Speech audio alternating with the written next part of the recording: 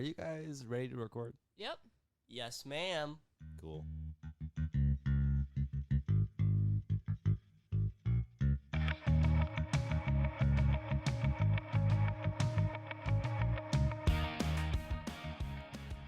Hello and welcome to 4:45. It's a 15-minute celebration to get you to 5 o'clock. I'm your host, Colton David Pratt. It sounded like you were going to say more. I thought I was going to, but I forgot that I had a second person that needs to introduce themselves. Well, usually have more than one second person. Yeah, actually, normally I have two, but today, Caden's phone is still on the fritz. I actually don't know if it's on the fritz anymore. I think it might just be Caden is on the fritz. It's a person. No, it's his phone. His phone, you think? Yes. Oh, He's okay. very reliable. I'm Caitee Pratt, your second host. Yeah. So Caden's phone is on the fritz, and you're just going to get a sibling day. Caitee, you ready? Sibling day. Sibling day. You excited for a sibling day, Caitee? Yeah, I feel like I need to be louder so that I can trump you. Oh, yeah. Well, you know, since I've been a kid, my volume has been a defining feature of Colton Pratt. That is true. Everybody thinks you're loud. Because I am. Is today National Sibling Day? No, it's not. It's similar though. Oh, okay. What is today? Oh, I want to tell you. I want to ask you a question, Caitee. Okay. Okay. If it's not similar to Sibling Day, I'm beating you up. It's pretty similar. What is your favorite memory with our father? Oh, favorite memory of our father? With our father. I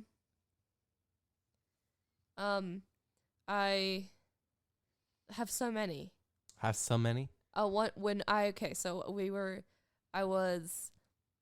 I think I was actually in kindergarten still, and I came home from school one time, and I the babysitter, and it was just me and Dad, and he made croissant rolls. Croissant. What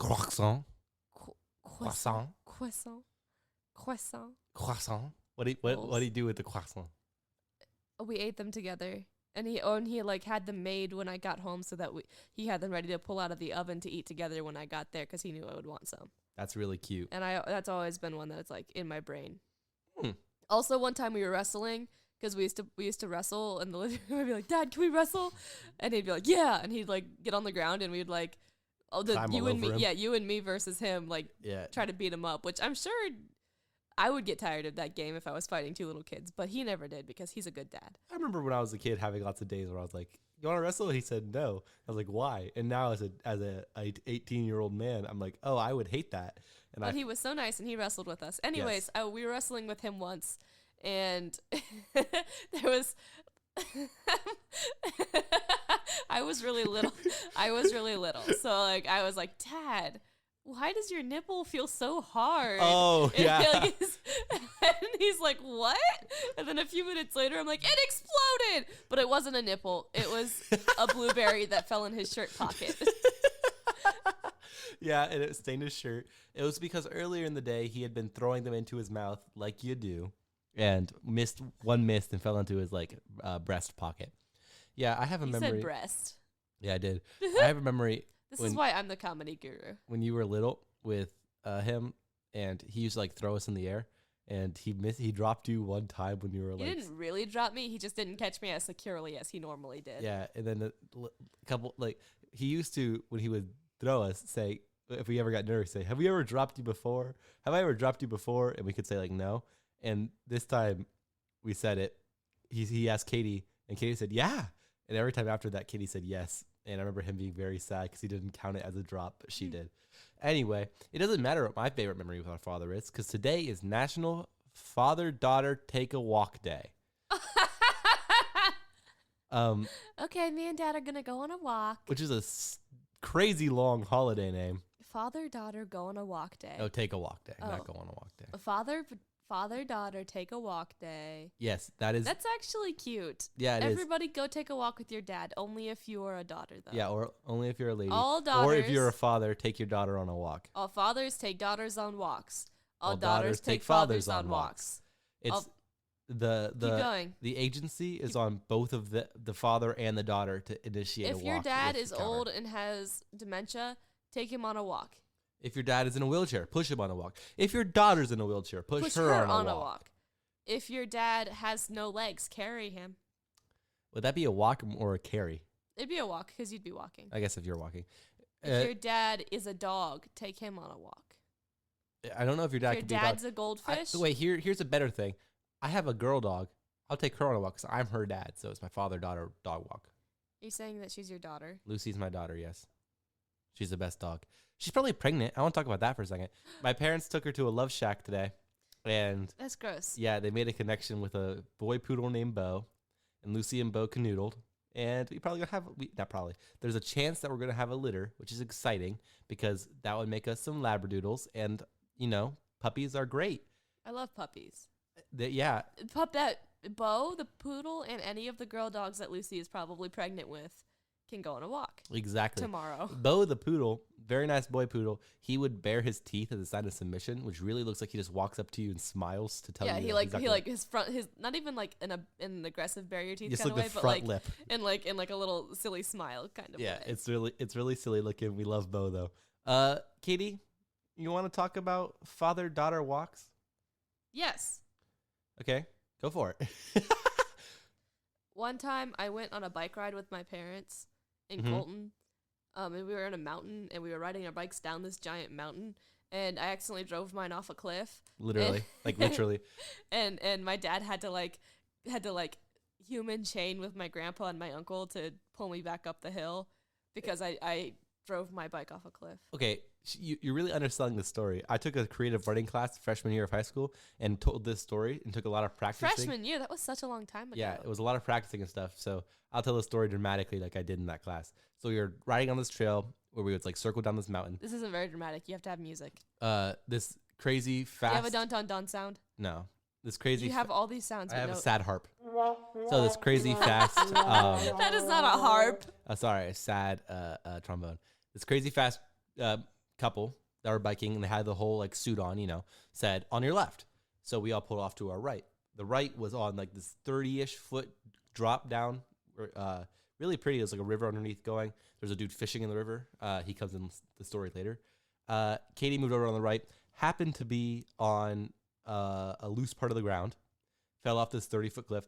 Me, I was in the front of the line because I was known for driving not straight on my bike, so no one wanted to ride next to me, so I was way out in front.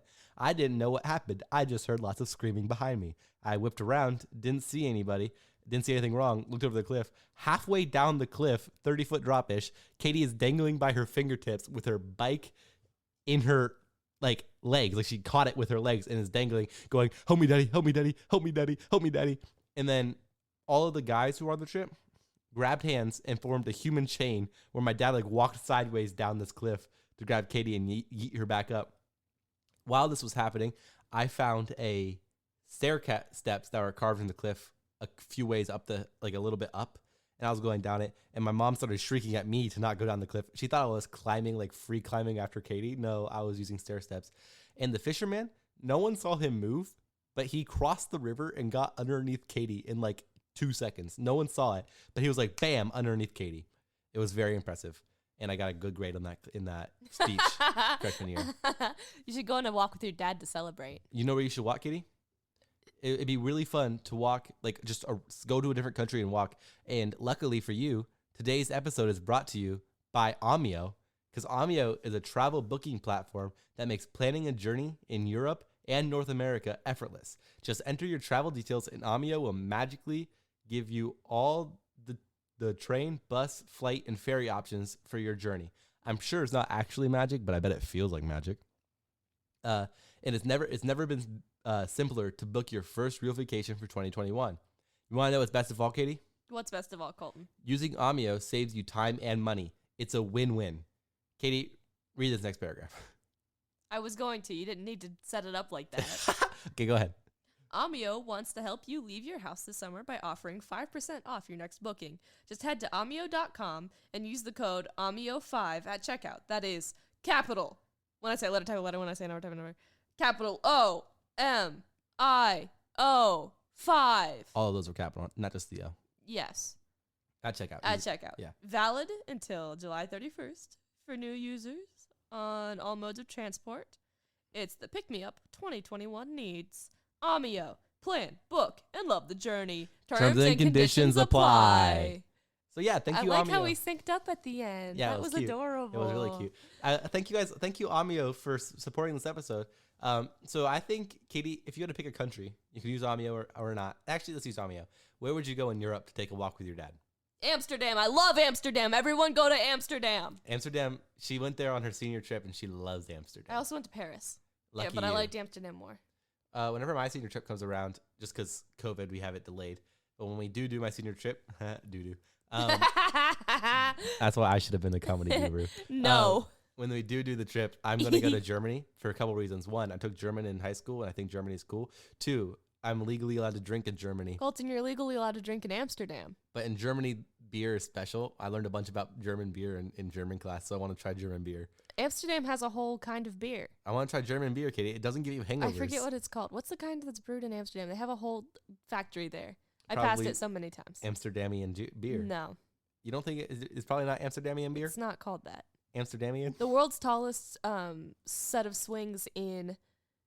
No, not the world's tallest. Europe's tallest set of swings is in Amsterdam. And I swung on them. It's not that impressive to not even be the world's tallest set of swings. Like, set of swings. They were on top of a skyscraper, and they went out over the edge, and I sat on them, and it was so windy. Do you get like locked into the stairs? Yeah, you get like strapped in like it's like a roller coaster. Yeah, I was going to say, I doubt that they let you like And it was so windy up there. I felt like I was going to fall off. It was scary. It's called the Adam Tower, Adam Lookout Tower. Highly recommend. I had these little fried sausage balls that were like, everyone was like, when you go to Amsterdam, eat these. And they weren't very good. That's upsetting. I want to go to Germany, but also a lot of the German cuisine that I would try, I wouldn't like. Honestly. Like, I already know I don't like sauerkraut. That's like the big German cuisine that I know I like. I bet there's a lot of good German food. Yeah. I would like Germany. Also, Wiener Schnitzels are good. Pretzels are a German thing, and they're pretty good. So, yeah, I think I would have a lot of good food, but not very much healthy food in Germany. Can I tell you about a documentary that I literally just finished and then I haven't talked about? It's been thinking about it the whole time that we've been recording. Do you have a conspiracy for it or something? No. I literally just finished it, like, the minute we started recording was when my documentary ended. So is it related to this at all? Okay. Can you make it into either a complaint or a compliment so it can just be a Caitee's blank corner? Caitee's confoundment corner. Are you confounded by it? Yes. Okay. Caitee, the triple C's. Here she comes. It's Caitee's confoundment corner. That was so cute. Go ahead. Thank you. Okay. There was a man, and he got really, really, really mad at all the people in his town because he felt like they were screwing him over because some of the people, granted, did seem to be screwing him over because they didn't like him. And it was like a lot. The big people in town were like all connected, like all a family. It was a very tight knit community. If you're over 6'1", you were all connected. No, they were excluding him from stuff. Yeah, and he felt like that was unfair. It seems unfair. He seemed more and more crazed by the idea that everyone in the town was against him until eventually he was like, I need to sell my business. My business is going out of business because of these people. So he sold his business. Everything sold except his property and a bulldozer. And so he moved the bulldozer into his shed, made a little sleeping station in the shed so that he could work on the bulldozer 24/7, and armored the bulldozer with 1/2-inch steel with like cameras to see out, no windows so he couldn't get shot, cameras to see out, like to control the bulldozer with, and a little tiny porthole for his sniper rifle. And he took the bulldozer on like a multi-hour rampage, knocking over every public building, plus the houses and businesses of the people he hated the most. Oh no. Nobody could stop him. They're like, how do you stop a bulldozer that's armored in steel? You can't stop a bulldozer that's armored in steel. You can't stop a bulldozer that's armored in steel. And so first they started trying to shoot at it. It's armored in steel, so it did nothing. They started trying to like throw stuff in its tracks to like get it to get stuck. Yeah. And nothing would stop it because it was so powerful. They brought a different bulldozer over and had them fight. Bulldozer fight. But the one that was armored in steel obviously won. Yeah, it's armored. It has a sniper. Yeah. And so someone was like, I don't know what, I'm just going to try to climb on top of it. The man greased the machine so that nobody could climb the outside of it. Okay. Eventually the engine overheated, after he destroyed literally $7 million worth of damages. It was a greased war dozer? Yeah, a greased Kill-Dozer. Here comes me riding my greased Kill-Dozer. Yeah, exactly. That should be a character in Clash of Clans, the greased Kill-Dozer. Like, what are you gonna do about it? He took out like nothing. He was like bending cars in half. That's insane. Did he kill anybody? No, but he did run through the public library, which seems unnecessary. Like, if I get you're mad at your neighbors, but don't kill the library. It had kids in it. Did it? Where will the kids go? They all survived though, right? I believe they did because people were like, I mean, it moved really slow. It's like outrunning lava. Like, it's gonna hurt. There's no way to stop it, but it's moving very slow. So you can get away, but you tell can't all the stop people it. in Pompeii that. Jeez, that's so mean. That they didn't get attacked by lava. They got attacked by ash. Well, it was a volcano. Caitee, okay, it was a funny joke based on. Okay. No, lava and ash very different. True. I would know. Thank you guys all for listening. Wait, why would you know? I've tasted both. Oh, what's lava taste like? It seems tasty. Spicy. Oh yeah. All right. Thank you guys all so much for listening to 445. Caitee, what'd you learn today? Oh, I learned a lot about a man with a bulldozer. No, I meant from the podcast. What'd you learn from the podcast? Oh, I didn't learn anything today. Oh. All of this was talking about our literally it was I learned about our cool sponsor who's called Amio, and I learned that using the code OMIO all caps 5 at amio.com, that is OMIO.com, we'll get you what'd get you, Caitee? You want me to tell you what? 5% off your next booking. I had to scour the ad that we just read because I couldn't see what it got me. But only until July 31st, so use it quick. Go fast, yeah. Go fast. Tell them we sent you, and maybe we'll get more popularity. Yeah, I learned, Caitee, that the best weapon against the public library is a grease Kill-Dozer. How did he grease the thing? Yeah, how much grease? I wonder how much he spent on grease. Sadly, he did end up killing himself after the grease Kill-Dozer fest. Yeah, that makes sense. All right, thank you guys all so much for listening. We love you all. We're so glad that you're here. FOR 445 PODCAST on Twitter and Instagram. No, on TikTok and Instagram. Yes. On Twitter, it's FOR 445 _ PODCAST. Thank you for following the sound of my voice. When I said a letter, type a letter. When I said a number, type a number. I'm not going to say it again. Just hit the reverse button. Yeah, go back 15 seconds. Colton, I cannot believe you forgot my most important part. I was about to do it. Anyone want to know how to make bread? No. Thank you guys all so much for listening to 445. I have been Colton Pratt. I am Caitee Pratt. No rush, go slush. I love you.